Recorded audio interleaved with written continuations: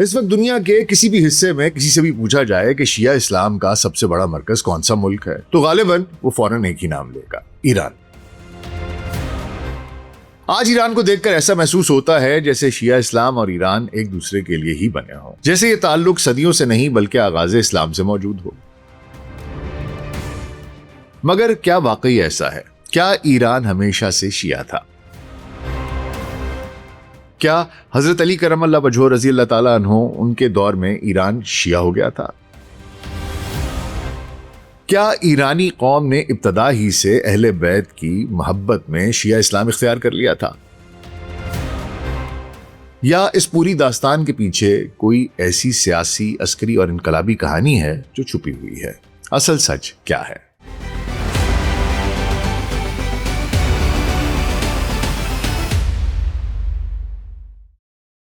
Global سچ pod cost doctor ناصر bag کے ساتھ آپ کی خدمت پہ حاضر ہیں جی۔ السلام علیکم حضور، آج میں آپ کے سامنے ایک ایسا سوال اٹھانا چاہتا ہوں جس کا جواب جان کر آپ شاید حیران ہو جائیں۔ بے شک اس وقت دنیا کے کسی بھی حصے میں کسی بھی مسلم یا غیر مسلم سے پوچھا جائے کہ بھائی شیعہ اسلام کا سب سے بڑا مرکز کون سا ملک ہے تو وہ فوراً ایک ہی نام لے گا، ایران۔ آج ایران کو دیکھ کر ایسا محسوس ہوتا ہے کہ جیسے شیعہ اسلام اور ایران ایک دوسرے کے لیے ہی بنے ہوں، جیسے یہ تعلق چند صدیوں سے نہیں بلکہ آغاز اسلام ہی سے موجود ہو۔ مگر کیا در حقیقت واقعی ایسا ہی ہے؟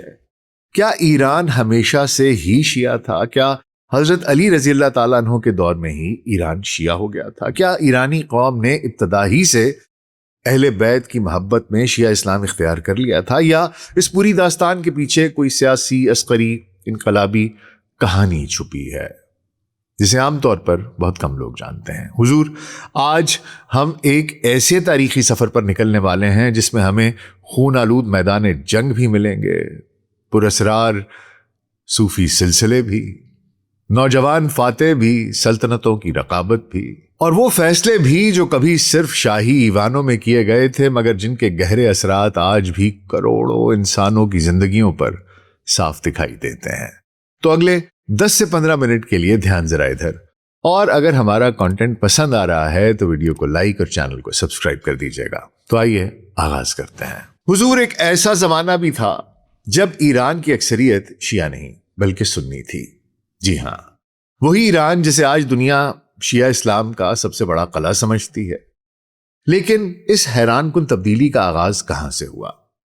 اس راز کو سمجھنے کے لیے ہمیں وقت کے دھارے میں کئی صدیاں پیچھے جانا ہوگا، جب 7ویں صدی عیسوی میں اسلام عرب کے صحراؤں سے نکل کر دنیا کی عظیم ترین سلطنتوں کی طرف پھیل رہا تھا۔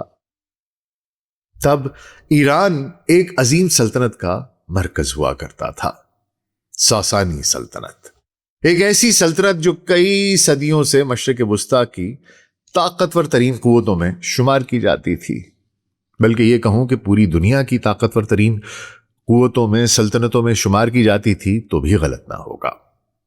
اس کے بادشاہ خود کو مقدس حیثیت دیتے تھے، اس کے دربار شاہانہ عظمت کی مثال تھے، اور اس کے سپاہی دنیا کی بہترین فوجوں میں شمار ہوتے تھے۔ مگر پھر تاریخ کا پہیہ گھوما اور عرب کے نسبتاً چھوٹے قبائل جو اسلام کے پرچم تلے متحد ہو چکے تھے ساسانی سلطنت سے ٹکرا گئے۔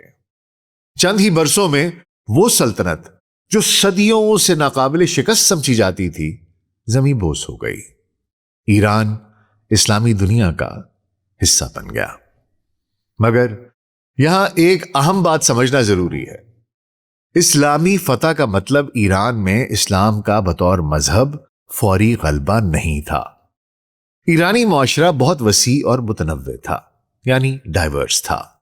اس کے مختلف علاقوں میں مختلف نظریات، خیالات اور رجحانات موجود تھے، مگر مجموعی طور پر جب ایران آہستہ آہستہ اسلامی تہذیب میں ضم ہوا تو اس کی اکثریت نے وہی مذہبی دھارا اختیار کیا جو اس وقت وسیع اسلامی دنیا میں غالب تھا، یعنی اہل سنت کا دھارا۔ یہ حقیقت آج بہت سے لوگوں کے لیے حیران کن ہو سکتی ہے، مگر تقریباً 1000 سال تک ایران بنیادی طور پر سنی اکثریت والا خطہ رہا۔ یہاں حنفی علماء بھی تھے، شافعی علماء بھی تھے، حدیث کے بڑے بڑے امام بھی اسی سرزمین سے نکلے. امام بخاری اور امام غزالی سمیت فقہ، فلسفہ، سائنس اور ادب کے کئی عظیم ستارے بھی سنی ایران ہی سے ابھرے. اگر آپ 11ویں یا 12ویں صدی میں ایران کا سفر کرتے تو آپ کو شاید چند شیعہ مراکز تو ضرور مل جاتے، لیکن پورے ملک کی اکثریت شیعہ نظر نہ آتی. بلکہ اس زمانے کا ایران مسلم دنیا کے سنی علمی مراکز میں شمار ہوتا تھا. یہ وہ حقیقت ہے جسے سمجھے بغیر ہم بعد میں آنے والے انقلاب کو سمجھ نہیں سکتے. جیسا کہ ہم جانتے ہیں کہ تاریخ ہمیشہ ایک جیسی نہیں رہتی. کبھی کبھی ایک ایسا طوفان آتا ہے جو پوری تہذیب کا رخ بدل دیتا ہے، اور ایران کی تاریخ میں ایسا ہی ایک طوفان 13ویں صدی میں آیا. اس طوفان کا نام تھا چنگیز خان. ذرا تصور کیجئے، افق پر گرد کا ایک عظیم بادل اٹھ رہا ہے، گھوڑوں کی ٹاپوں سے زمین لرز رہی ہے، شہر در شہر آگ بھڑک رہی ہے، لاکھوں لوگ اپنی جان بچانے کے لیے بھاگ رہے ہیں، اور ایک ایسی فوج آگے بڑھ رہی ہے جس کے بارے میں لوگ سمجھتے تھے کہ اسے کوئی روک ہی نہیں سکتا. وہ زرد آندھی تھی، منگول فوج. منگولوں نے صرف سلطنتوں کو شکست نہیں دی، انہوں نے پورے معاشروں کی بنیادیں ہلا دی. ایران بھی اس تباہی سے محفوظ نہ رہ سکا. بہت سے عظیم شہر ویران ہو گئے، آبادیوں کا خاتمہ ہوا، علمی مراکز تباہ ہو گئے، پرانا سیاسی نظام بکھر گیا. اور جب کوئی پرانا نظام ٹوٹتا ہے تو اس کے بعد ایک خلا پیدا ہوتا ہے، ایسا خلا جسے بھرنے کے لیے نئی قوتیں ابھرنا شروع ہو جاتی ہیں. ایران میں بھی یہی ہوا. مختلف صوفی سلسلے مضبوط ہونے لگے، مختلف روحانی تحریکیں عوام میں مقبول ہونے لگیں. لوگ ایسے رہنماؤں کی ان کی طرف متوجہ ہونے لگے جو صرف مذہبی پیشوا نہیں بلکہ امید کی علامت بھی ہوں. اور انہی تحریکوں میں ایک چھوٹا سا سلسلہ موجود تھا جسے اس وقت شاید کوئی بھی کچھ خاص اہمیت نہیں دیتا تھا، مگر آنے والی صدیوں میں یہی سلسلہ پورے ایران کی تقدیر بدلنے والا تھا. یہ تھا صفوی سلسلہ، اردبیل کے ایک صوفی بزرگ سے شروع ہونے والا سلسلہ. ابتدا میں نہ کوئی عظیم سلطنت، نہ کوئی بڑی فوج، نہ کوئی شاہی محل، صرف ایک روحانی تحریک، فقط ایک خانقاہ اور چند مخلص مرید. اس وقت کسی نے تصور بھی نہیں کیا ہوگا کہ یہی سلسلہ ایک دن مشرق وسطی کی سب سے طاقتور سلطنتوں میں سے ایک بن جائے گا، اور یہی سلسلہ ایران کے مذہبی تشخص کو ہمیشہ کے لیے تبدیل کر دے گا. مگر یہ سب کیسے ہوا؟ ایک خانقاہ سلطنت کیسے بنی؟ ایک صوفی سلسلہ جنگجو تحریک کیسے بنا؟ اور ایک نوجوان لڑکا جس کی عمر ابھی پوری طرح جوانی تک بھی نہیں پہنچی تھی، تاریخ کے عظیم فاتحین میں کیسے شمار ہونے لگا؟ یہی وہ مقام ہے جہاں ہماری کہانی کا اصل ہیرو میدان میں داخل ہوتا ہے. ایک ایسا نوجوان جس کا نام آنے والی صدیوں تک ایران کی تاریخ میں گونجنے والا تھا، شاہ اسماعیل. ایک ایسا نام جس نے نہ صرف ایک سلطنت قائم کی بلکہ ایک قوم کی مذہبی شناخت بھی تبدیل کر دی.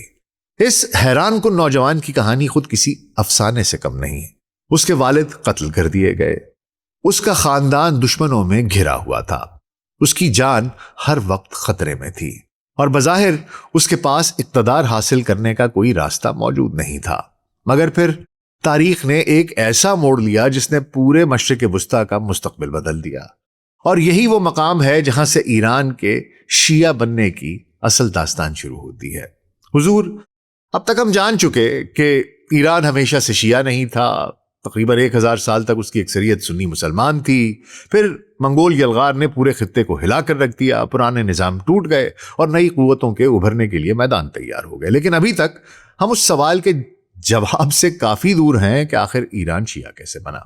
اس سوال کا جواب ہمیں اسی ایک چھوٹے سے صوفی سلسلے میں ملتا ہے جس کا آغاز ایک ایسے شخص نے کیا جس نے شاید کبھی خواب میں بھی نہیں سوچا ہوگا کہ اس کے نام پر ایک دن ایک عظیم سلطنت قائم ہو جائے گی. وہ شخص، وہ اردبیل کا درویش. ہماری کہانی کا اگلا بڑا کردار وہی ہے، شیخ صفی الدین اردبیلی. 13ویں اور 14ویں صدی کے اس صوفی بزرگ نے ایران کے شمال مغربی شہر اردبیل میں ایک روحانی سلسلے کی بنیاد رکھی۔ اس زمانے میں لوگ انہیں ایک ولی، ایک صوفی اور ایک روحانی رہنما کے طور پر جانتے تھے۔ ان کے مریدین دور دور سے ان کی خانقاہ میں آتے، وہ ذکر کیا کرتے، روحانی تربیت حاصل کرتے اور پھر اپنے علاقوں میں واپس چلے جاتے۔ ابتدا میں اس سلسلے کی حیثیت خالصتاً روحانی تھی۔ یہ کوئی سیاسی تحریک نہیں تھی، نہ ہی کوئی فوجی تنظیم، اور نہ ہی سلطنت قائم کرنے کا منصوبہ کسی کے بھی دماغ میں تھا۔ لیکن تاریخ کا ایک اپنا اصول ہے، کبھی کبھی روحانی تحریکیں بھی سیاسی طاقت بن جاتی ہیں، خاص طور پر اس وقت جب معاشرہ عدم استحکام کا شکار ہو، اور ایران اس وقت اسی کیفیت سے گزر رہا تھا۔ تو حضور خانقاہ سے طاقت کے مرکز تک کا سفر شروع ہو چکا تھا۔ شیخ صفی الدین کے بعد ان کے جانشینوں نے اس سلسلے کو منظم کرنا شروع کر دیا تھا۔ وقت گزرتا گیا، مریدوں کی تعداد بڑھتی گئی، خانقاہ امیر ہوتی گئی، اثر و رسوخ بڑھتا گیا، اور آہستہ آہستہ ایک تبدیلی رونما ہونے لگی۔ لوگ اب صرف روحانی رہنمائی کے لیے نہیں آ رہے تھے، وہ سیاسی وفاداری بھی ظاہر کرنے لگے تھے۔ خانقاہ صرف عبادت کی جگہ نہیں رہی تھی، وہ ایک طاقت کا مرکز بنتی جا رہی تھی۔ پھر اگلی نسلوں میں صفی رہنماؤں نے اپنے گرد جنگجو قبائل کو جمع کرنا شروع کیا۔ یہ قبائل زیادہ تر ترکمان نسل سے تعلق رکھتے تھے، وہ بہادر تھے، جنگجو تھے، اور اپنے رہنماؤں کے لیے جان دینے کو بھی تیار تھے۔ یہی لوگ بعد میں صفی انقلاب کے اصل ستون بننے والے تھے۔ حضور اگر صفی سلطنت ایک عمارت تھی تو اس کی بنیاد قزلباش تھے۔ لفظ قزلباش کا مطلب ہے سرخ سر والے۔ ان کا یہ نام ان کی مخصوص سرخ ٹوپیوں کی وجہ سے مشہور ہو گیا جو وہ اپنے سروں پر پہنا کرتے تھے۔ مگر وہ لال ٹوپی صرف لباس کا ایک حصہ نہیں تھی، وہ ان کی شناخت تھی، ان کی وفاداری کی علامت تھی، اور بعض اوقات ان کے مذہبی عقائد کی بھی نمائندگی کرتی تھی۔ قزلباش اپنے صفی رہنماؤں سے غیر معمولی عقیدت رکھتے تھے۔ بعض روایات کے مطابق ان میں سے کئی اپنے مرشد کو صرف سیاسی رہنما نہیں بلکہ ایک مقدس شخصیت سمجھتے تھے، اور یہ عقیدت بعد میں صفی فتوحات میں بہت اہم کردار ادا کرنے والی تھی، کیونکہ دنیا کی ہر فوج تنخواہ کے لیے لڑتی ہے، مگر وہ فوج جو عقیدے کے لیے لڑتی ہے اسے شکست دینا کہیں زیادہ مشکل ہوتا ہے۔ چلیے اب داستان کے مرکزی کردار کی رونمائی کرتے ہیں۔ 1487 میں اردبیل کے صفی خاندان میں ایک بچے کی پیدائش ہوتی ہے۔ اس کا نام رکھا جاتا ہے شاہ اسماعیل اول۔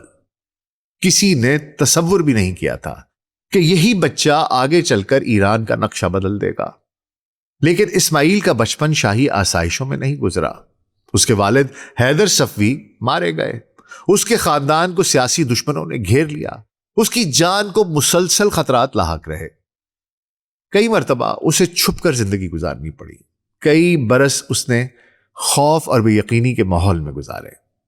اگر آپ اس زمانے کے کسی مبصر سے پوچھتے کہ اس بچے کا مستقبل کیا ہوگا تو شاید وہ یہی کہتا کہ یہ بھی تاریخ کے گمنام کرداروں میں گم ہو جائے گا۔ مگر بعض اوقات تاریخ کی سب سے بڑی تبدیلیاں انہی لوگوں کے ہاتھ آتی ہیں جن سے کسی کو کوئی امید نہیں ہوتی۔ تو حضور اب وہ مرحلہ آتا ہے جہاں تاریخ تقریباً افسانہ محسوس ہونے لگتی ہے۔ 1499 کے آس پاس شاہ اسماعیل کی عمر صرف 13 یا 14 برس تھی۔ آج کے دور میں یہ عمر اسکول جانے کی ہوتی ہے، مگر اس لڑکے نے فیصلہ کیا کہ وہ اپنے خاندان کا اقتدار دوبارہ حاصل کرے گا۔ وہ اپنے حامیوں کے درمیان ظاہر ہوا، قزلباش قبائل اس کے گرد جمع ہونے لگے، ہزاروں جنگجو اس کے جھنڈے تلے آ گئے، اور پھر ایک حیران کن سلسلہ شروع ہوا۔ اسماعیل ایک جنگ جیتتا ہے، پھر دوسری، پھر تیسری، اس کے دشمن شکست کھاتے جاتے ہیں، اس کے حامی بڑھتے جاتے ہیں، اور دیکھتے ہی دیکھتے وہ ایک مقامی رہنما سے پورے خطے کی سب سے ابھرتی ہوئی طاقت بن جاتا ہے۔ یہاں ایک اہم سوال پیدا ہوتا ہے، آخر لوگ اسماعیل پر اس قدر یقین کیوں کرتے تھے؟ اس کی عمر کم تھی، تجربہ محدود تھا، وسائل بھی بہت زیادہ نہیں تھے، پھر بھی ہزاروں لوگ اس کے پیچھے کیوں چل پڑے؟ اس کی کئی وجوہات تھیں۔ پہلی وجہ اس کی شخصیت تھی۔ تاریخی روایات بتاتی ہیں کہ اسماعیل غیر معمولی اعتماد رکھتا تھا، اور اکثر ایسے لوگ جو اپنی منزل پر غیر متزلزل یقین رکھتے ہیں وہ دوسروں کو بھی متاثر کر لیتے ہیں۔ دوسری وجہ اسماعیل کا روحانی مقام تھا۔ قزلباش قبائل اسے صرف سیاسی قائد نہیں سمجھتے تھے، ان کے نزدیک وہ ایک خاص روحانی حیثیت رکھتا تھا۔ اور تیسری وجہ وہ سیاسی خلا تھا جو ایران میں پیدا ہو چکا تھا۔ تب لوگوں کو ایک طاقتور رہنما کی تلاش تھی اور اسماعیل نے خود کو اس کردار میں پیش کیا۔ چند ہی برسوں میں اسماعیل اتنا طاقتور ہو گیا کہ اس نے ایک جرأت مندانہ فیصلہ کیا۔ وہ ایران کے اہم ترین شہروں میں سے ایک تبریز کی طرف بڑھا۔ تبریز صرف ایک شہر نہیں تھا، یہ اقتدار کی علامت تھا۔ اس پر قبضہ کرنے کا مطلب تھا کہ آپ خود کو ایک بڑی سلطنت کا حکمران قرار دے سکتے ہیں۔ 1501 میں اسماعیل فاتحانہ انداز میں تبریز میں داخل ہوا۔ اس وقت بھی وہ ایک ٹین ایجر ہی تھا۔ تصور کیجئے ایک نوعمر نوجوان، ایک عظیم شہر اور ہزاروں سپاہی اس کے گرد۔ وہ لمحہ صرف ایک فوجی فتح کا لمحہ نہیں تھا، وہ تاریخ کے ایک نئے باب کا آغاز تھا۔ تبریز میں داخل ہونے کے بعد شاہ اسماعیل نے ایک ایسا فیصلہ کیا جس کے اثرات 500 سال بعد بھی محسوس کیے جا سکتے ہیں۔ اس نے اعلان کیا، اثنا عشری شیعہ مذہب ایران کا سرکاری مذہب ہوگا۔ حضور، یہ اعلان آج سننے میں شاید معمولی لگے، مگر اس وقت یہ ایک سیاسی زلزلہ تھا، بھونچال تھا، کیونکہ ایران کی اکثریت سنی تھی، بہت سے علماء سنی تھے، بہت سے مدارس سنی تھے، بہت سے شہر سنی اکثریت رکھتے تھے۔ لیکن اب ریاست ایک نیا مذہبی تشخص اختیار کر رہی تھی۔ یہ فیصلہ صرف عبادات کا مسئلہ نہیں تھا، یہ اقتدار کا مسئلہ بھی تھا، یہ شناخت کا مسئلہ بھی تھا، اور یہ مستقبل کی سیاست کا بھی مسئلہ تھا۔ اس لمحے سے ایران کی تاریخ نے ایک نیا راستہ اختیار کرنا شروع کیا۔ اب سب سے بڑا سوال سامنے آتا ہے، آخر شاہ اسماعیل نے ایسا کیوں کیا؟ سنی ایران کو شیعہ بنا رکھنے کی ضرورت کیا تھی؟ کیا یہ خالص مذہبی عقیدے کا معاملہ تھا یا اس کے پیچھے سیاسی حکمت عملی بھی موجود تھی؟ کیا صفوی واقعی صرف مذہبی اصلاح چاہتے تھے یا وہ ایک نئی قومی شناخت تخلیق کر رہے تھے؟ اور سب سے اہم سوال، ایک سنی اکثریتی ملک کو شیعہ ریاست میں تبدیل کرنا عملی طور پر ممکن کیسے ہوا؟ یہی وہ سوالات ہیں جو ہماری داستان کو اور بھی دلچسپ بنا دیتے ہیں۔ آخر ایک ایسی زمین پر جہاں صدیوں سے سنی اکثریت موجود تھی، یہ تبدیلی کیسے ممکن ہوئی؟ وہی بات کہ یہ کیا صرف عقیدے کا معاملہ تھا یا اس کے پیچھے ایک مکمل سیاسی انجینئرنگ چل رہی تھی؟ آج ہم اسی راز کو کھولیں گے۔ دراصل ایران صرف مذہبی نہیں، سیاسی مسئلہ بھی تھا۔ یہ سمجھنا بہت ضروری ہے کہ صفوی سلطنت صرف ایک مذہبی تحریک نہیں تھی، یہ ایک ریاست تھی، اور ہر ریاست کا سب سے بڑا مسئلہ ہوتا ہے اقتدار کو کیسے مضبوط رکھنا ہے، اس کو کیسے بچایا جائے، مضبوط رکھا جائے۔ جب شاہ اسماعیل نے اقتدار سنبھالا تو اس کے سامنے ایک بہت بڑا چیلنج تھا۔ اس وقت ایران ایک متحد مذہبی ریاست نہیں تھا، مختلف علاقوں میں مختلف فقہی رجحانات تھے، سنی علماء کا اثر بہت گہرا تھا، مقامی قبائل آزاد مزاج تھے، اور سیاسی اتحاد ابھی کمزور تھا۔ ایسے ماحول میں اگر صرف پرانی حالت رہنے دی جاتی تو ریاست بکھر سکتی تھی، لہٰذا ایک نیا مرکزی نظریہ ضروری تھا، اور وہ نظریہ تھا شیعہ اثنا عشری اسلام۔ اب اس کہانی کا دوسرا بڑا کردار سامنے آتا ہے، عثمانی سلطنت۔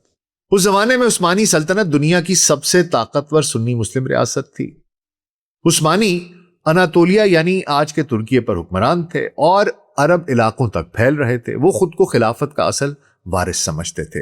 اب اگر صفوی بھی سنی رہتے تو وہ عثمانیوں سے الگ شناخت نہیں بنا سکتے تھے۔ اس طرح ان کی سیاسی حیثیت کمزور رہتی اور شاید وہ عثمانیوں کے زیر اثر آ جاتے۔ لہٰذا صفویوں کے لیے ایک نیا راستہ ضروری تھا، اور یہ راستہ تھا مذہبی اختلاف کے ذریعے سیاسی آزادی کا۔ یہ بات سننے میں سخت لگ سکتی ہے، مگر تاریخ میں اکثر ایسا ہوتا رہا ہے۔ مذہب صرف عقیدہ نہیں ہوتا بلکہ بعض اوقات ریاستی شناخت بھی بن جاتا ہے۔ صفوی یہ بھی کر سکتے تھے کہ اپنا عقیدہ پوری ریاست پر مسلط نہ کرتے، لیکن انہوں نے پوری ریاست کے لیے شیعہ اسلام کو صرف اس لیے اپنایا تاکہ عثمانیوں سے الگ وہ اپنی ایک منفرد قومی شناخت بنا سکیں۔ اور اپنے اقتدار کو نظریاتی جواز دے سکیں۔ اب ایران صرف ایک سادہ ملک نہیں تھا، وہ ایک مذہبی ریاست بن رہا تھا۔ یہاں ایک بڑی حقیقت بیان کرنا ضروری ہے، ایران ایک دن میں شیعہ نہیں بنا، یہ ایک لمبا اور مشکل عمل تھا۔ جب شاہ اسماعیل نے اعلان کیا تو ایران کی اکثر آبادی سنی تھی، بہت سے علماء اس کے خلاف تھے اور کئی علاقوں میں مزاحمت بھی موجود تھی۔ اس لیے ریاست کو ایک بہت بڑے منصوبے کی ضرورت تھی، جس کی خاطر نظریاتی تبدیلی، تعلیمی نظام کی تبدیلی اور مذہبی اداروں کی دوبارہ تشکیل کی گئی۔ صفوی حکمرانوں نے ایک بہت اہم قدم اٹھایا، انہوں نے باہر سے شیعہ علماء کو ایران بلایا، خاص طور پر عراق اور لبنان سے۔ عراقی اور لبنانی علماء ایران میں آئے اور انہوں نے وہاں مدارس قائم کیے، شیعہ فقہ کو منظم کیا اور نئی نسل کو تعلیم دینا شروع کی۔ یہ ایک خاموش انقلاب تھا، کیونکہ اب صرف تلوار نہیں چل رہی تھی بلکہ کتاب بھی چل رہی تھی۔ حضور، یہ تبدیلی ہر جگہ پرامن نہیں تھی۔ کئی علاقوں میں سنی علماء کو مجبور کیا گیا، بعض جگہوں پر سختی بھی کی گئی اور ریاستی دباؤ بھی استعمال کیا گیا۔ مگر ساتھ ہی ساتھ ایک اور چیز بھی ہو رہی تھی، آہستہ آہستہ تعلیمی اور ریاستی نظام بدل رہا تھا، اور ایسے میں کچھ ہی نسلوں کے بعد قومی شناخت مکمل بدل جاتی ہے۔ اب واپس آتے ہیں ان جنگجوؤں کی طرف جو اس تبدیلی کی اصل طاقت تھے، قزلباش۔ یہ قبائل صفوی بادشاہ کے وفادار تھے، جنگ میں بے خوف تھے اور مذہبی عقیدت رکھتے تھے۔ ان کے لیے بادشاہ صرف حکمران نہیں بلکہ ایک مقدس قیادت کا مرکز تھا۔ یہی وجہ تھی کہ صفوی ریاست تیزی سے پھیل سکی۔ اب سوال یہ ہے کہ یہ سب کرنے کا فائدہ کیا تھا؟ صفوی سلطنت کے لیے اس کے بڑے فائدے تھے۔ پہلا سیاسی اتحاد تھا، ایک مذہب، ایک شناخت، زیادہ مضبوط ریاست۔ دوسرا تھا عثمانیوں سے فرق، اب ایرانی ریاست اور سلطنت عثمانیہ واضح طور پر الگ الگ اکائیاں تھیں۔ تیسرا تھا اندرونی کنٹرول، ریاست کو عوام پر کنٹرول حاصل کرنے کا مذہبی جواز مل گیا تھا۔ چوتھا تھا وفاداری اور استواری۔ قزلباش ان جیسے گروہ زیادہ منظم اور جانثار ہو گئے تھے۔ مگر اس انقلاب کی ایک قیمت بھی تھی۔ ہر بڑی تبدیلی کی ایک قیمت ہوا کرتی ہے، ایران میں بھی یہ قیمت ادا کی گئی۔ سماجی تقسیم بڑھی، مذہبی تناؤ پیدا ہوا اور بعض علاقوں میں پرانی روایات ختم ہو گئی۔ یہ وہ تاریخی حقیقت ہے جسے نظر انداز نہیں کیا جا سکتا۔ حضور، اب تک ہم نے صرف بنیاد دیکھی ہے، اصل کہانی ابھی باقی ہے، کیونکہ جیسے ہی صفوی سلطنت مضبوط ہوئی ویسے ہی ایک عظیم ٹکراؤ شروع ہوا۔ ایک طرف صفوی ریاست، دوسری طرف عثمانی ریاست، اور ان کے درمیان شروع ہوا سرحدی جنگوں، مذہبی کشمکش اور طاقت کی عالمی دوڑ میں آگے نکلنے کا خطرناک سلسلہ۔ تو حضور، اگر آپ احباب کو یہ پوڈ کاسٹ پسند آیا ہے، جو ویوز اور لائک سے مجھے پتہ چل جائے گا، تو پھر اس سلسلے کو آگے بڑھاتے ہوئے ہم جانیں گے کہ جنگ چالدران، اس کی تباہی، عثمانیوں کی توپوں اور صفوی گھڑ سواروں کے مارکے، ایران کا پہلا بڑا فوجی جھٹکا، عاشورہ کا سیاسی استعمال، اور وہ لمحہ جب ایران کی شناخت مکمل طور پر بدلنے لگی۔ ایسے میں ایران کی سنی آبادی اور سنی علماء کا احوال، بعد ازاں ایران کا علاقائی طاقت بننا اور پھر ایران کا شیعہ دنیا کا مرکز بن جانا، اور یہ کہ جدید ایران کی بنیاد کیسے پڑی۔ یہ ساری کہانی آپ نے اگر یہ پسند کیا پوڈ کاسٹ، تو پھر میں اس کو جاری رکھوں گا اور یہ باقی کی انفارمیشن بھی آپ تک پہنچائیں گے۔ فی الحال تک کے لیے اتنا ہی، مجھے اجازت دیجیے گا، اپنا بہت خیال رکھیے گا، شکریہ۔